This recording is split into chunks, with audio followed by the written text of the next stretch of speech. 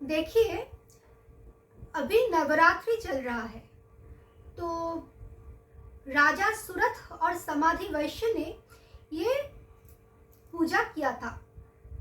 और कब किया था?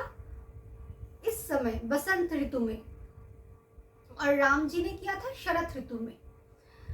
तो वो तो दशरथ पुत्र राम जी थे, और नवमी तिथि राम जी का जन्म तिथि है, और वहाँ भी दशहरा मनाया जाता है, और यहाँ भी राम नवमी मनाया जाता है चैत्र में। और जो सुरथ राजा थे वो चैत्र वंश यादव थे, चैत्र वंश में वो जन्म लिए थे। तो देखिए, चैत्र वंश समुद्भूता, हम सब के सब चैत्र वंश में ही जन्म लिए हैं, क्योंकि ये जो चित्रित जगत है, ये पंचतत्व जो चित्रित होता है, दिखाई पड़ता है, पंचतत्व रूपी जगत प्रपंच, ये चैत्र वंश है।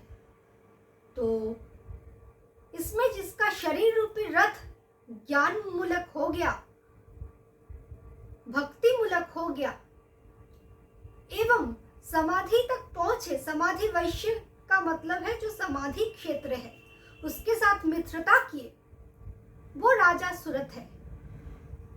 और उस सुरथ और समाधि दोनों मिलकर मेधस ऋषि यानी कि मेधा, और वो मेधा कौन सा मेधा है? मेधस जो सुमेधा है, यानी कि समाधि मूलक वृत्ति, समाधि से लौटने के बाद जो विस्तार पूर्वक विज्ञान में कोश का विस्तार पूर्वक ज्ञान लेते हैं, ज्ञान लेकर आते हैं और बांटते हैं, अपने आप को बांटते हैं, अपने अंदर जो प्रजा है। क्यों बांटते हैं? ताकि वो नवम तत्व अथवा नवीन स्थिति तक पहुंच पाए। ये जो नवमी है, नवमी शब्द का अर्थ क्या है? नवम शब्द का अर्थ है नव से आता है, नव मतलब नवीन। तो नवीन तो एकमात्र परमात्मा है, आत्मा है, इसका तो कोई उम्र नहीं होता, ये तो सर्वदा एक रूप होता है, शाश्वत होता है। तो जो तत्व शाश्वत है, नित्य है, एक रूप है, वो नवम है। तो उस एक तत्व पर, एक परम तत्व पर पहुंचने के लिए ये जो साधना का विशेष रात्रि होता है, वो नवरात्रि कहा जाता है। उस नवीन स्थिति तक पहुंचने के लिए जो रात्रि होता है, उसमें कौन जागरूक रहता है? जो समाधि क्षेत्र तक पहुंचे, जो महा साधक है।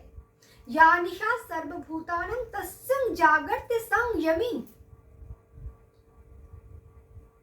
उस ज्ञान रात्रि में संयमी व्यक्ति जागृत रहता है, जो समाधि से मिले। यानी कि ये जो समाधि है, ये समाधि को रात्रि कहा जाता है।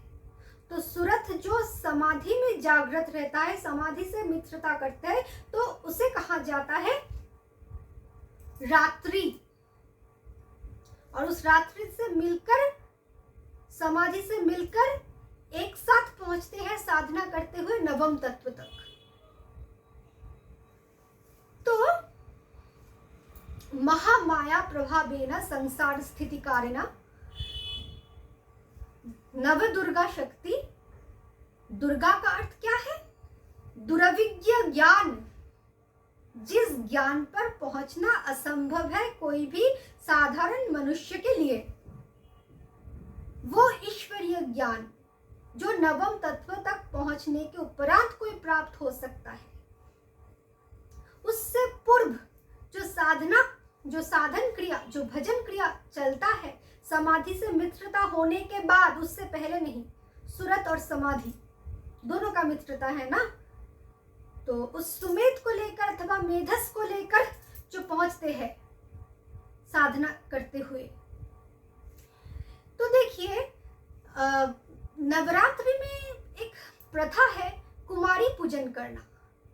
तो ये कुमारी पूजन क्या होता है? आप लोग बोलेंगे कि कोई कोई बच्ची को लाकर उसका पूजा किया जाता है। अच्छी बात है, क्योंकि जत्र नारी तत्र गौरी, सारे जो नारी है, स्त्री है, सब माता गौरी के, पार्वती के समान है, पार्वती के रूप है, सीता के रूप है, हो सकता है, वो बात अलग है।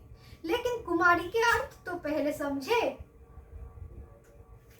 कु मतलब गंदगी, माया, प्रपंच, माँ ना जाने दे, माँ मतलब नहीं। इस प्रपंच रूपी गंदगी में, जंजाल में, संसार रूपी जंजाल में फंसने मत दो। ली, इसमें मुझे आनंद ना मिले। र का अर्थ होता है आनंद, उसके साथ दीर्घ, दीर्घी। तो एक साधक का प्रार्थना है माँ से कि माँ, इस गंदगी जो संसार है, जंजाल है, इसमें मुझे आनंद ना मिले, इसमें माँ भावना लाओ। माँ का अर्थ होता है नेति, नेति। तो माँ वो है, महामाया माँ वो है जो नेति नेति वेदांत का बोध कराता है। माँ का अर्थ ना होता है। इस तत्व में पहुंचने के लिए कुमारी पूजन होता है। किसी ने नहीं बताया आज तक ये अर्थ। अब कन्या भोज भी होता है। ये कन्या भोज क्यों होता है, ये तो जरा समझो। मैंने अक्षर जब वर्णन की थी तब बताई थी, क का अर्थ शरीर होता है, काय होता है, अथवा ब्रह्मा होता है। ना, या ना, कन्या का जो उच्चारण है देखिए स्पष्ट रूप से, य क ना। इस काय में ना फंसाओ। इसलिए मैं अपने आत्मा को, जो अन्न से बना है, ये जीवात्मा, जीव भाव, इसको तुम्हें निवेदित कर रही हूँ, समर्पित कर रही हूँ। इसे तुम भोजन कर लो। मेरे अंदर जीवत्व की जो अहंग है, इसे तुम भोजन कर लो कुमारी माँ। कन्या और काय में ना फंसाओ। इस मायामय माता रूपी प्रकृति में केवल नेति नेति वेदांत विचार द्वारा कृष्ण तत्व में, राम तत्व में, नवीन स्थिति में पहुंचाओ मुझे। ये पूरे तत्व है नवरात्रि में कुमारी भोज, कुमारी पूजा, कन्या भोज इत्यादि। तो आज यही तक। धन्यवाद।